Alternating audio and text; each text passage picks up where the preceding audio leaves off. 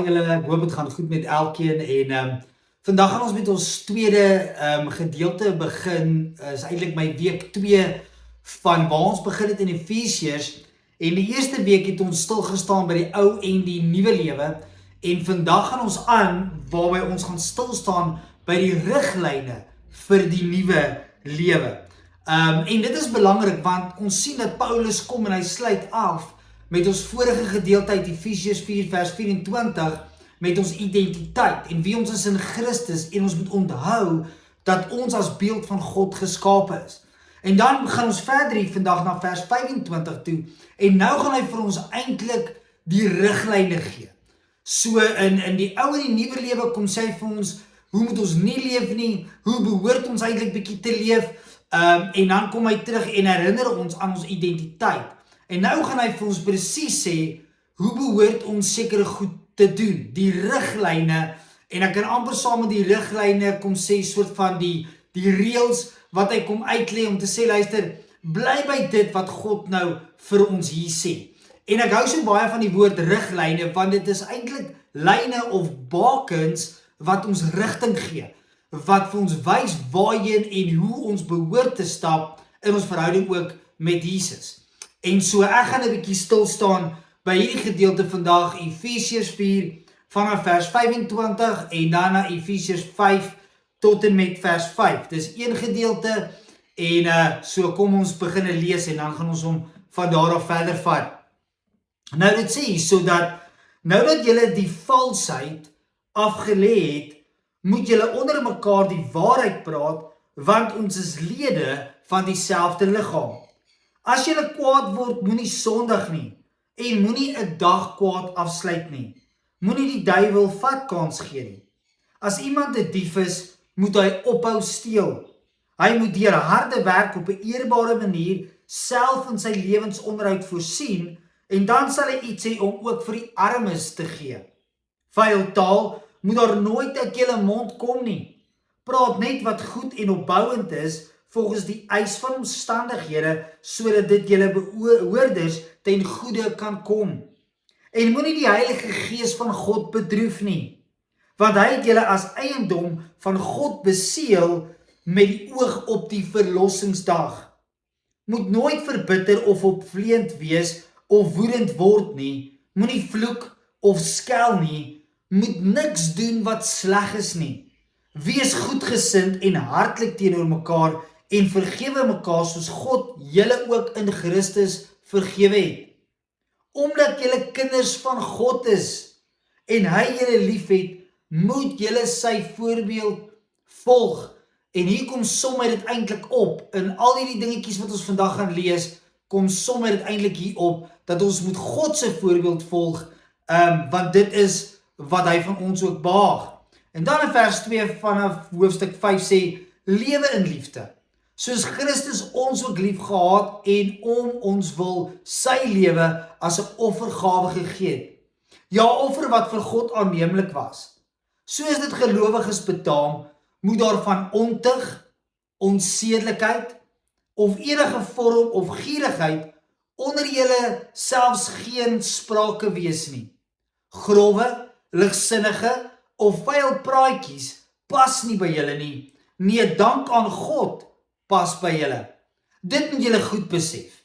Iemand wat ontug pleeg, onsedelik lewe of gierigaard is, want gierigheid is afgoderry, het nie deel aan die koninkryk van Christus en van God nie.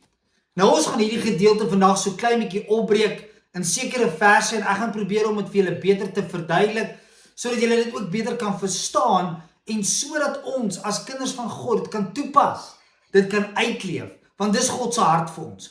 Ok, so kom ons begin daar met vers 1 en Paulus kom sê, nou dat julle die valsheid afgelê het, moet julle onder mekaar die waarheid praat, want ons is lede van dieselfde liggaam.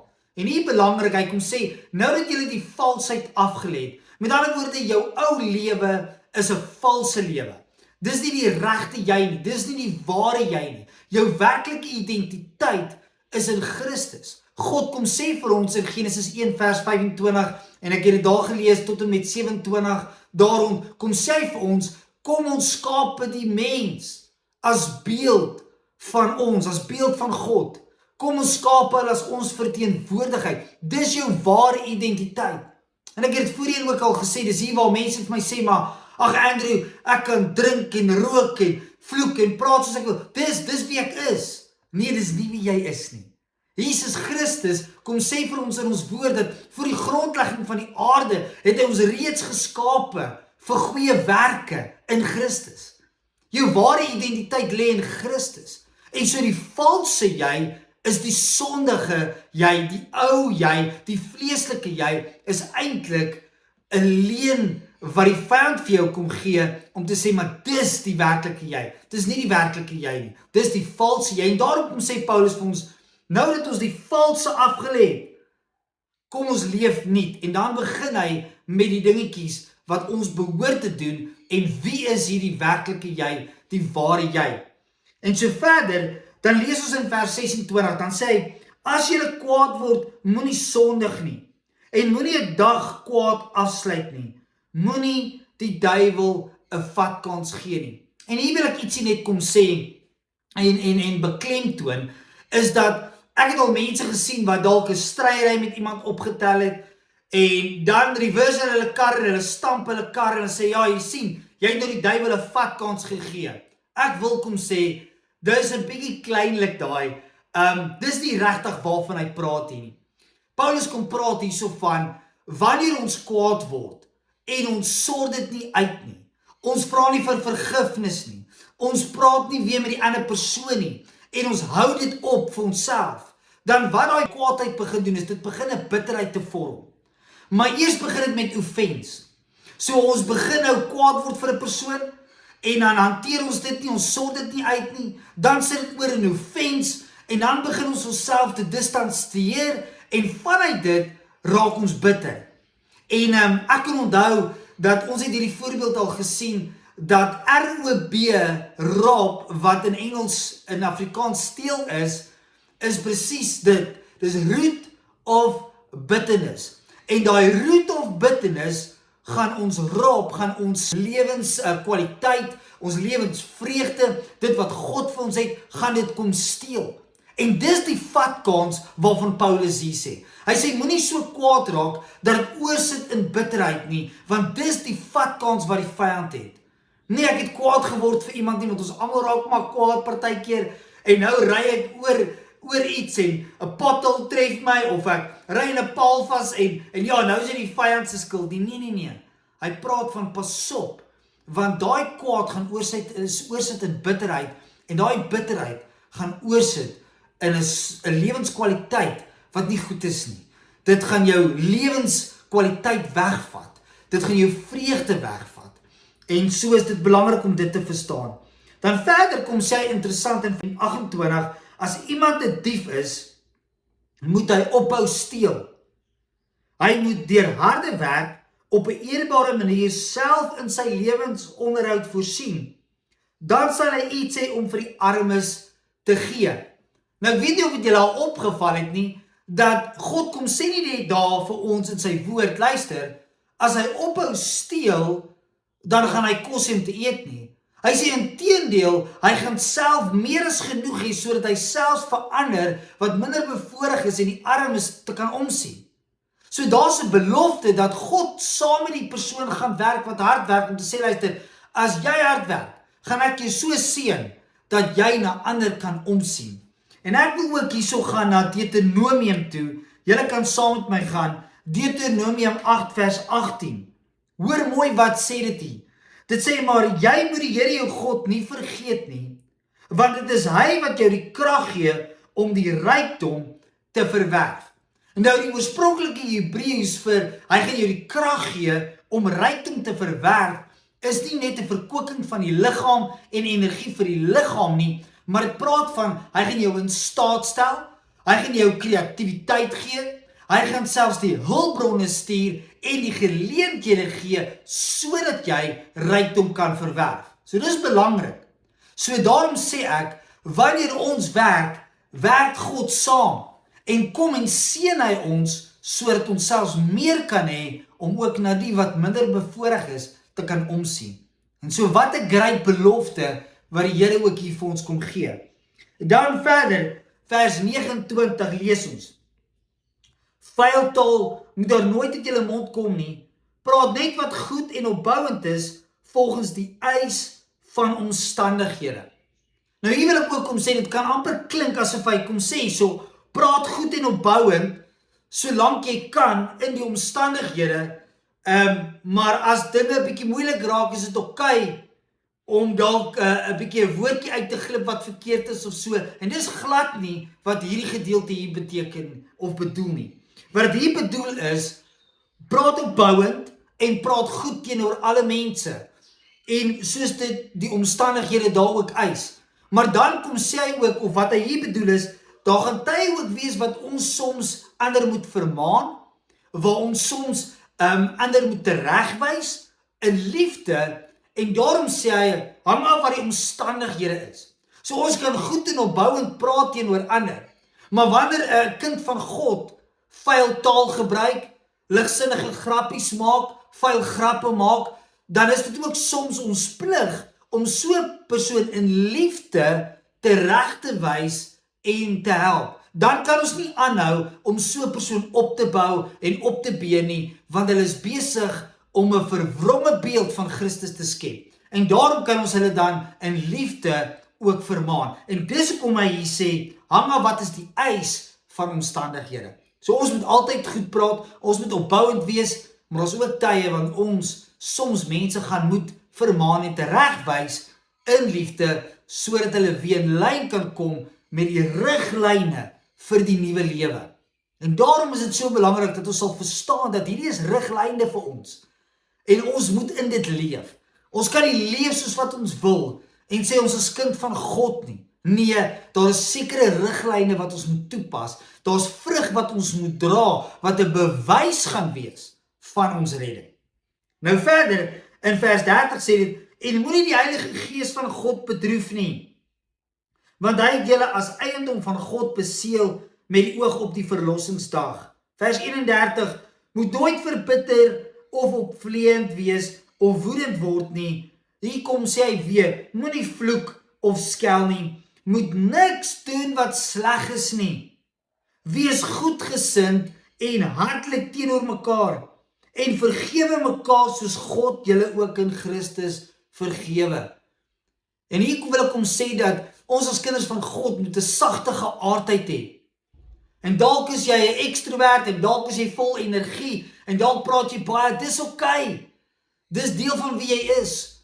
Maar ons moet besef dat God wil hê ons moet mekaar vergewe. Ons moet hartlik wees en goedgesind wees teenoor mekaar.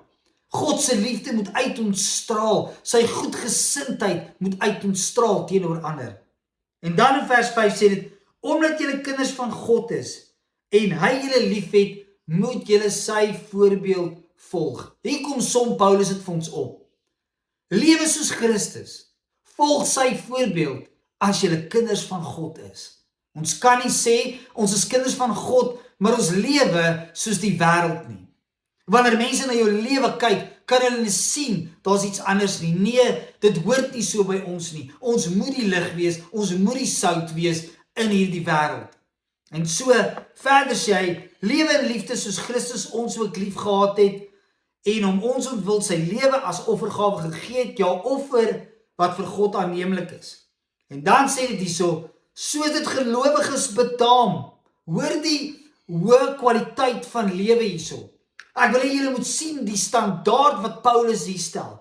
Hy sê, moet daarvan ontig, en dit praat hierso van hoereerdery, onsedelikheid of enige vorm van gierigheid onder julle selfs geen sprake wees nie. Nou interessant, dat dieselfde woord in Grieks vir ontig of hoereerdery is pornia, wat pornografie, die porn gedeelte, oorsprong uit hierdie Grieks uit kry. En saam met dit wil ek ook kom sê dat pornografie is hier eintlik ingesluit. En daarom kan ons nie deel hê aan hierdie onsedelikheid en wil deel wees van God se koninkryk nie. Nee, Paulus kom sê, behalwe dat ons dit kyk of dit doen, dit moet nie eers 'n sprake wees dat ons daarvan praat nie. Ons kan nie eers hierdie goed 'n gesprek maak nie. Ons moenie eens hiervan praat nie. Hy kom sê wat julle moet praat is wat goed is, wat mooi is, wat opbouend is. En so is dit belangrik dat ons het so gemaklik geraak met die wêreldse dinge. En om my sien ek dit gereeld. En soms val ons self in dit. Waar ons leef soos die wêreld, praat soos die wêreld, doen soos die wêreld, maar Jesus bely. En ons kan nie. As kinders van God moet ons sy voorbeeld volg. Moet ons van ontug, onsedelikheid en gierigheid nie eers selfs praat nie. Wat nog van doen? Die Here vra dat ons heilig sal lewe, afgesonder sal wees van hom. En interessant in vers 5, daar kom herhaal hy daai selfde gedeelte van ontug, onsedelikheid en gierigheid, en dan sê hy, hulle wat dit beoefen, het nie deel aan die koninkryk van Christus nie. En ook nie van God nie. En dit is belangrik hierdie, want ons wil deel hê van God se koninkryk. Ons wil deel hê waar hy die koning is en ons deel van sy ryk is. Want hoekom? En dis belangrik, en daarmee wil ek afsluit. In Handelinge, gaan julle saam met my, Handelinge 19 vanaf vers 11 tot 18. Nou in Handelinge 19, dan sien ons hoekom ons ook wil deel hê van hierdie koninkryk. Want saam met hierdie koninkryk kom autoriteit. Ek wil dit vandag kom sê. Ons kan nie die naam van Jesus gebruik links en regs soos wat ons wil nie. As ons nie in hierdie koninkryk deel het nie, as ons nie hom heerser maak van ons lewens nie, as ons hom nie gehoorsaam en hom nie volg nie, dan gaan daai naam nie noodwendig krag dra in ons lewens nie. Dit is nodig dat ons sal besef, vir daai naam om krag te dra, moet ons deel wees van sy koninkryk. Want hoor mooi, en hiermee wil ek afsluit, in Handelinge 19, vanaf vers 11, dan sien ons hier van hierdie ouens wat die naam van Jesus wil gaan gebruik het, en nie geslaag het in dit wat hulle wou doen nie. Hoor mooi, dit sê so, God het deur Paulus wonderbaarlike dinge gedoen, want hy was deel van God se koninkryk. Hy het Jesus gevolg, hy het heilige lewe, en dan kom sê dit, selfs doeke of voorskote wat aan sy lyf geraak het, het siekes gesond geraak, ensovoorts, en die bose geeste het uit hulle uitgegaan. Party Jode wat rondgegaan het om bose geeste ook te besweer, het dit ook gewaag in die naam van die Here Jesus en daarvoor dit gebruik. Hoor mooi, hier is 'n klomp ouens Jode, en hulle wil nou ook duiwels uitdryf, en hulle wil die naam van Jesus gebruik, maar dan sien ons, hulle slaag nie in dit wat hulle doen nie. Hoekom nie? Hoekom slaag Paulus, maar hoekom slaag hierdie Jode nie? Albei gebruik die naam van Jesus, hoekom slaag die een en die ander een nie? En dit is belangrik, want die een is deel van God se koninkryk, die ander een is nie.